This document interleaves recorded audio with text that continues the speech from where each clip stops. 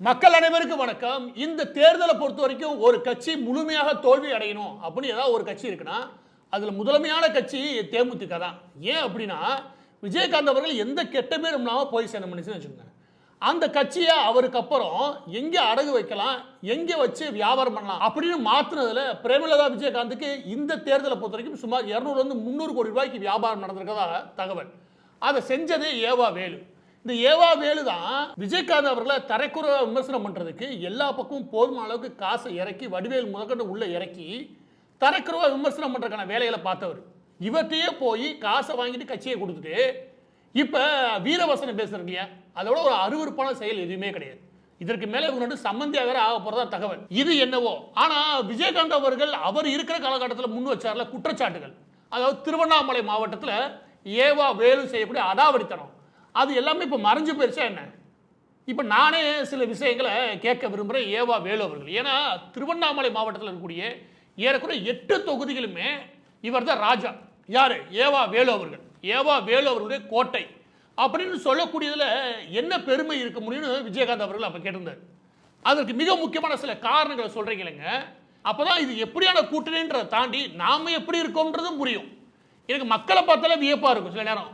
அதுவும் முக்கியமாக திருவண்ணாமலை மாவட்டத்தினால அவங்களை பார்த்தா ரொம்ப வியப்பா இருக்கும். ஏன் அப்படின்னா சில தகவல்கள் மட்டும் சொல்றேன். முதலாவது அருணாச்சலேஸ்வரர் கோயில். இந்த கோவிலை பொறுத்த வரைக்கும் இந்த கோவிலை சுத்தி இருக்கு இல்லையா, அந்த சுத்தி மட்டும் சும்மா 3634 கட்டிடங்கள் இந்த கோவிலுக்கு சொந்தமான இடத்துல ஆக்கிரமிச்சு கட்டப்பட்டிருக்குது அப்படின்னு நீதிமன்றம் சொல்லுது.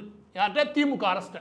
அதையெல்லாம் அகற்றுங்க, அந்த கோவில் கோவிலா வச்சிருக்கீங்க, அதை சுற்றி இருக்கிற வளா மாதிரியா இருக்குது அப்படின்னு சொல்லி சொன்னால் ஒரு இடத்த கூட இது வரைக்கும் அகற்றவே கிடையாது. ஏன் அப்படின்னா எல்லாமே ஏவா வேலு அவர்களுடைய பினாமிகள், இல்லாட்டி ஏவா வேலு அவர்களுடைய ஆதரவாளர்கள், இவங்க தான் ஆக்கிரமிச்சிருக்காங்க. ஒட்டுமொத்தமாக திருவண்ணாமலைனாலே அருணாச்சலேஸ்வரர் கோவிலும் அதனுடைய பக்தர்கள், அங்கே பக்தி சுற்றுலா வரக்கூடிய நபர்கள் தான். இதுதான் மிக முக்கியமான தளம். அந்த இடத்துல அதுக்கான புனிதத்தை காப்பாற்றுன்ற எண்ணம் கூட ஏவா வேல்கிட்ட கிடையாது. இத்தனையும் அந்த கோவில் போறவங்கள ஒரு பெரிய ஆபீஸ் ஒன்று போட்டு வச்சிருப்பாரு. இதை விட கொடுமை என்ன தெரியுமா, இந்த கோவிலுக்கு சொத்து பத்து, இந்த கோவிலுக்கான சொத்துக்கள் இருக்குல்ல, இதோட மதிப்பு பல ஆயிரம் கோடிகள்.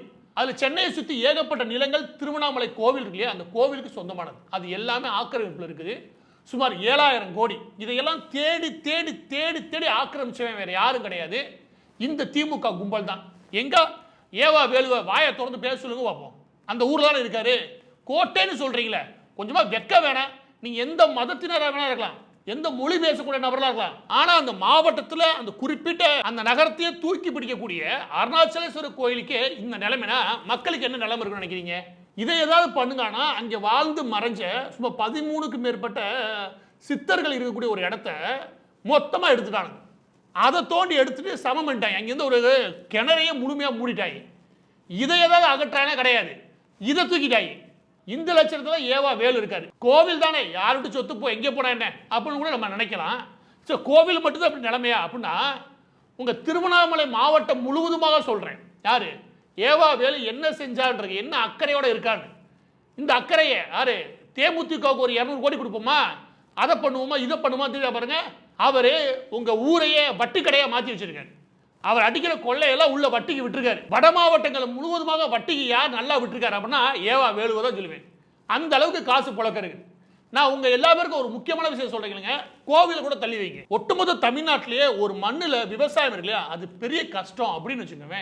அது முதல் இடத்துல இருக்கிறது திருவண்ணாமலை தான். அதற்கு காரணம் வேற எதுவுமே கிடையாது, அந்த மண்ணினுடைய தன்மை, அந்த மண்ணினுடைய அந்த இரும்பு சத்து இருக்கு இல்லையா. ஒரு தமிழ்ல புரியுறதுக்காக சொல்றேன். அதாவது திருவண்ணாமலை மாவட்டம் முழுவதுமாக கீழ்பெண்ணாத்தூர், போலூர், ஆரணி, இது எல்லா பகுதியிலும் சரி, இல்லாட்டி செய்யாறு, வந்தவாசி, இந்த பகுதியிலும் சரி, இந்த பகுதியில் இருக்கக்கூடிய மண்ணுகளுடைய தன்மை என்னவா இருக்கு அப்படின்னா அதோடைய இரும்பு சத்து இருக்கு இல்லையா, ரொம்ப அதீதமாக இருக்கிறதுனால அந்த பகுதிகளில் போதுமான அளவுக்கு விவசாயம் இருக்கு இல்லையா, பெரிய லெவலில் போராடி ஜெயிக்க வேண்டியது இருக்குது. அதுலேயும் நிறையா வகையான பயிர்கள் உள்ள வரதே இல்லை. இன்னொரு பொண்ணு சாண்டிலியூமி, இதை பொறுத்த வரைக்கும் இதுவும் அதே மாதிரியான கெமிக்கல் அதிகமாக இருக்கக்கூடிய, கெமிக்கல்னா நல்ல விதமான, ஆனால் பயிர்களுக்கு ஏற்ற விஷயம் கிடையாது வச்சுக்கோங்க. இந்த நிலைமையில் இருக்குது. ஒன்று அங்கே விவசாயம் சார்ந்த அந்த சாயில் மிஷன் இருக்குல்ல, பிரதமர் கொண்டு வந்து சாயில் மிஷனை வச்சு அதற்கேற்றாப்புல அதில் சரியான விவசாயத்தை கொண்டு வரதுக்கு முயற்சி எடுத்தாரா? கிடையாது.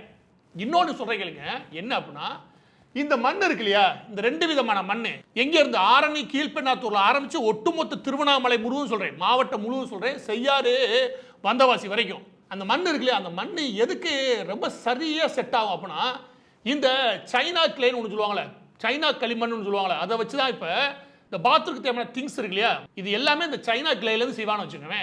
இந்த சைனா களிமண் சொல்லுவாங்களே, இது அதிகமாகவே இதில் கிடைக்கும் இந்த மண்ணில். இது இயற்கையான குணம்னு வச்சுக்கோங்க. இதை வச்சு இந்த உற்பத்தி ஆலைகளை உருவாக்க முடியுமா, நிச்சயம் உருவாக்க முடியும். இந்த மாதிரி ஏதாவது ஆலைகளை உள்ள கொண்டு வாங்குறானா அதுக்கு முயற்சி பண்றதில்ல. ஒரு பக்கத்து அயன் ரிச்சா இருக்கிறதுல இது பண்ண முடியும்னா, இன்னொரு பக்கத்து இந்த செய்யாறு வந்தவாசி ஏரியா இந்த பகுதியில் இருக்கிற மண்ணில் சாண்டி லூமி இந்த மண்ணில் என்ன பண்ணுவோம்னா செமிகண்டக்டர் கிளாஸ் இருக்குல்ல, இந்த மாதிரி இண்டஸ்ட்ரியெலாம் உள்ள கொண்டு வர முடியும். இது மாதிரி இண்டஸ்ட்ரி வர்றதுக்கு நிச்சயம் 100% தகுதியான இடம் தான் திருவண்ணாமலை. திருவண்ணாமலை மாவட்டமே சொல்றேன். ஆனால் வறுமையின் உச்சத்தில் கொண்டு தள்ளி விட்டது ஏவா வேலு. ஏன்னா ஏவா வேலுக்கு என்ன தேவைன்னா, தான் சொத்து சேர்த்தமா, சேர்த்த காசை வட்டிக்கு விட்டோமா, அந்த பொழப்பிலே அலைகிறாரு. இவர் கேட்டால் அதிகாரிகளை கூட்டி வந்து அங்கங்கே நின்றுக்கிட்டு ஆய்வு பண்ணுற மாதிரி கணக்கு காட்டுவாப்புல. ஆனால் உண்மையிலேயே சொல்கிறேன், இந்த மண்ணுக்கு ஏற்றாப்புல ஏதாவது ஒரு நல்லது செய்யணும் அவர் நினச்சிருந்தானா இந்த மாதிரி தொழிற்சாலைகளை நிச்சயம் கொண்டு வர முடியும். தமிழ்நாட்டில் வேறு எங்கேயும் இந்த மாதிரி தொழிற்சாலைகள் போகிறதுக்கான இடமே கிடையாது. அதற்கு ஏற்ற இடம் இந்த இடம் தான், ஒட்டுமொத்த திருவண்ணாமலை மாவட்டமே. அதில் இன்னும் நல்ல விஷயம் என்ன அப்படின்னா, வேற எங்கேயும் கிடைக்காத அளவுக்கு ரேர் எர்த், அதாவது அரிதினும் அரிதான சில தனிமங்கள் இருக்குது. அது எல்லாமே கூட இந்த திருவண்ணாமலை மாவட்டத்தில் இந்த பகுதியில் தான் கிடைக்கும். அப்போ இது எல்லாத்தையும் ஏதாவது செய்ய விரும்புகிறாரா அப்படின்னா, இந்த மக்கள் எந்த அளவுக்கு வறுமையில அப்படியே இருக்காங்களோ அந்த அளவுக்கு தான் தனக்கு லாபம் அப்படின்னு ஏவா வேலு அவர்கள் நினைக்கிறார். இது உண்மையா இல்லையா? இது இப்படி இருக்குன்னா, திருவண்ணாமலை மாவட்டத்தில் ஜவ்வாது மலை இருக்கு இல்லையா, இதுக்குள்ள ஒரு தடவை நீங்க போனீங்கன்னு வச்சுக்கோங்க, அதோட இயற்கை அழகுல அங்கேயே நீங்க உட்காந்துருவீங்க. அவ்வளோ அழகான ஒரு இடத்த நீங்க பார்க்கவே முடியாது. அந்த ஜவ்வாது மலையிலேருந்து அப்படியே பிடிச்சி போனேன்னு வச்சுக்கோங்க, ரொம்ப அதிகமாக டிராஃபிக் இருக்காது. ஆனால் சாலைகள் பெரிய வசதிகள் இருக்குன்னு வச்சுக்கோங்க. நான் இதை ஏன் நான் சொல்கிறேன் அப்படின்னா, அந்த ஜவ்வாது மலைக்குள்ள உங்களுக்கு என்ன கொண்டு வர முடியும் அப்படின்னா, அங்கே பெரிய லெவலில் மலைவாழ் மக்களும் பட்டியல சமூக மக்களும் நிறையா நிறைஞ்சிருக்காங்க அந்த பகுதி ஏரியா முழுவதும். ஆனால் அவங்க நீங்கள் கவனிச்சிங்கன்னு வச்சுக்கோங்க, நிப்பாட்டி கவனிச்சிங்கன்னா காது கழுத்தில் எதுவுமே இருக்காது. அந்த அளவுக்கு அவங்க வறுமையின் உச்சத்தில் இருக்காங்கன்றது நம்மளால் அவங்க இருக்கக்கூடிய பெண்களை பார்த்தாலே புரிஞ்சுக்க முடியும். இந்த வறுமை எதனால் இருக்குன்னு நினைக்கிறீங்க? அந்த வறுமை இருக்கிறதுக்கு காரணமே அந்த பகுதிக்கு ஏற்றாப்புல ஏதாவது பொருளாதார முன்னேற்றம் ஏற்படுறதுக்கு ஏதாவது யோசிக்கணும். இவர் இருக்காரு பாருங்க, அந்த ஜவ்வாது மலை முழுவதுமாக திமுக காரனுக்கு எங்கெங்கே சொகுசு பங்களா கட்டலாம், எந்தெந்த ஆக்கிரமிப்பு போடலாம், எந்தெந்த பகுதியிலேருந்து என்ன வளத்தை திருடலாம். இதில் கொடுமை என்னன்னா, நீங்கள் இந்த ஆந்திராவில் போய் செம்மரம் வெட்டி மாட்டுவாங்க இல்லையா, அப்படி மாட்டக்கூடிய நிறையா தொழிலாளர்களை ஒரு காலகட்டத்தில் திமுக இங்கேருந்து அனுப்பி வச்சிச்சு. இங்கேருந்து திருவண்ணாமலை மாவட்டத்தில் இந்த ஜவ்வாது மலை பகுதியிலேருந்து இது இன்னமும் கூட நடக்க தான் செய்யுது. இன்னொரு கொடுமை என்ன அப்படின்னா, அங்கே இருக்கிற தேக்கு மரங்கள் ஆரம்பித்து சந்தன மரம் வரைக்கும் வெட்டி கடத்துறது. எது? அந்த ஜவ்வாது மலை ஏரியாவில். அது எல்லாத்தையும் பண்ணுறவன் ஆளுங்கட்சி தான் வச்சுக்கோங்க. இவ்வளோ வளமும் இவ்வளோ செழிப்பும் அந்த மலையில் இருந்து ஆனால் அந்த மக்களுக்கு எந்த பயனும் தரலைன்னா அதற்கு காரணம் தொடர்ந்து ஏவா வேலு திருவண்ணாமலை தன் கட்டுப்பாட்டில் வைக்கிறது, அந்த மலையை தன் கட்டுப்பாடுகள் வச்சிருக்கு. இது ஒரு பெரிய கொடுமைன்னு வச்சுக்கோங்க. இது சொல்லி மாளாது உள்ளே போனீங்கன்னா. அந்த மக்களை பொறுத்த வரைக்கும் நான் ஒரு சொல்கிறேன் கேளுங்க, என்ன திருவண்ணாமலை மாவட்டத்தில் ஜவ்வாது ஏரியாவில் பண்ண முடியும் அப்படின்னா, மத்திய அரசு ஒரு நிதி ஒன்று ஒதுக்குது. அது எனக்கு அப்படின்னா, நீங்கள் ஹெர்பல் இருக்குல்ல, அதாவது மருத்துவம் சார்ந்த பயிர்கள் இருக்கு இல்லையா, மருத்துவம் சார்ந்த இந்த தாவரங்கள் இருக்கு இல்லையா, இந்த தாவரங்களை விளைவிக்கிறதும் அதற்கு தகுந்த இடங்களை மத்திய அரசு தேடி பிடிச்சி சுமார் 500 கோடிக்கு மேலே ஒதுக்குறாங்க. இது எதுவுமே அந்த மலைகளை காயப்படுத்துறதில்ல, அந்த மலைகளுக்கே இருக்கக்கூடிய குணம் இருக்கு இல்லையா, மருத்துவ குணம், அந்த மருத்துவ குணங்களை வெளியே கொண்டு வரது மூலமாக இந்தியா ஒரு மிகப்பெரிய பயனடையும் அப்படின்னு நம்புறாங்க. அப்படி மிக முக்கியமாக நம்பப்படுற இடம் இந்த ஜவ்வாது மலை. அதுக்கு ஏதாவது பண்ணுங்கடா, அதுக்கு ஏதாவது முதலீடுகளை கொண்டு வந்து கீழே வச்சு அதுக்கான ஆய்வுகள் பண்ணினா அந்த மக்களுக்கு ஒரு 500 கோடி ரூபா புழக்கம் ஏற்பட்டுச்சுன்னா வாழ்க்கை எவ்வளோ முன்னேறும், ஒரு அழகான வாழ்க்கையை நோக்கி நகர முடியும். அந்த மக்களுக்கு போதிய கனெக்டிவிட்டியே கிடையாது. அதாவது ரோடுன்னு பார்த்தீங்கன்னா மெயின் ரோடு மட்டும் இருக்கும், மற்ற எல்லாம் நீங்கள் அசால்ட்டாக அவங்க மலைமலையாக ஏறி இறங்கி இருப்பாங்க, கொடூரமாக வாழ்ந்துட்டு இருக்காங்க. அதை பற்றி எந்த கவலையும் ஏவா வேலு எந்த காலத்திலும் பட்டதில்லை. இந்த குறை இருக்கா இல்லையா? இந்த வனப்பகுதிக்கு தான் எதுவுமே இல்லைன்னா கடைசியாக ஆரணி பட்டுன்றதை மறந்து போகும் பொழுது, காஞ்சிபுரம் பட்டு மட்டும் மண்டையில் யாரும் இருக்கும் பொழுது அந்த அளவுக்கு வந்துருச்சுன்னு வச்சுக்கோங்க. ஆரணி தான் எனக்கு தெரிஞ்சு பட்டுக்கு மிக பெரிய லெவலில் பிரபலமானது, அதுக்கப்புறம் காஞ்சிபுரம்னு வச்சுக்கோங்க, ரெண்டுமே ஈக்குவல் வச்சுக்கோங்க. ஆனால் ஆரணி பட்டுன்றது மறந்து போயிடும் போல இருக்கு. அதுக்கப்புறம் ஆரணி பொன்னி அரிசின்னு ஒன்று இருக்குது, அதுவும் மறந்து போகும் போல இருக்குது. அந்த அளவுக்கு இருக்குது இந்த மாவட்டத்தினுடைய தன்மை. இது ரெண்டையும் கொண்டு போய் சேர்க்கறதுக்கு ஏதாவது ஏவா வேலையா முயற்சி பண்ணுறான்னா அந்த தொழில் இன்னும் கொஞ்சம் நசுங்கி போகிறதுக்கான வேலை இருக்காது. அந்த தொழில்கள் முன்னேறதுக்கு, அந்த தொழிற்சாலைகள் முன்னேறதுக்கு என்ன வரப்போகுது? அந்த ஹேண்ட்லூம் இருக்கு இல்லையா, அந்த தறி நெய்யக்கூடிய மக்கள், அந்த சில்க் இருக்கு பாருங்க, அந்த சில்க்கு ஒரு ஹப்பை கொண்டு வரலாம்ல. அதாவது ஒன்றிணைக்கப்பட்ட ஒரு பகுதியை நீங்க கொண்டு வந்துட்டீங்கன்னா உலகம் முழுவதும் அதை வச்சு நீங்க பிரபலமா நீங்க போதுமான அளவுக்கு விளம்பரங்கள் கொடுத்து வச்சுக்கோங்க. பட்டு தேவை இருக்கக்கூடிய உலகம் முழுவதும் இருக்கக்கூடிய வியாபாரிகள் அங்கே வந்து வாங்கிட்டு போறான். அதுக்கு எதாவது அந்த ப்ராடக்ட் கிடைக்கிற ஒரு ஹப் வேணுமா இல்லையா? ஒரு சரியான ஒன்றிணைக்கப்பட்ட ஒரு பெரிய பில்டிங்கை கட்டி அதில் எல்லா வியாபாரிகளும் உள்ள வாங்க, அங்கே நெய்யக்கூடிய நபர்களாக வந்து வச்சுக்கவே, அவங்களுக்கு வியாபாரம் நடக்கிறதுக்கு தேவையான ஏதாவது ஒரு வசதிகளை உருவாக்குறானா, ஆரணி பட்டே மறந்து போகும் போல இருக்கு, அந்த லெவலில் கொண்டு போயிட்டாங்க.